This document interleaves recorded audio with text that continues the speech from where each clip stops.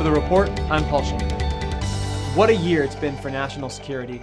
The death and destruction that has become all too common in 2015 began in its first week when two French brothers of Algerian descent stormed the offices of Charlie Hebdo in Paris and killed a dozen people, all in the name of Al-Qaeda. It mirrors the attack earlier this month in San Bernardino, when a married couple, this time inspired by ISIS, carried out a similar act of fatal violence. Tragedies between these bookends seems at times never-ending and often drowned out by one another, from a Jordanian pilot burned alive by his ISIS captors in February, to the repeated slaughter of civilians in Nigeria by the terrorist group Boko Haram, to a heavy-handed proxy war between Saudi Arabia and Iran in Yemen, and, of course, the continued conflict in Iraq and Syria and Afghanistan, which has led to the displacement of millions of their citizens.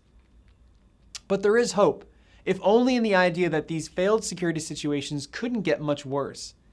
The UN Security Council passed an ambitious, if unspecific, resolution last week plotting a path for peace in Syria, a key element to ultimately defeating ISIS, which feeds off that violent chaos.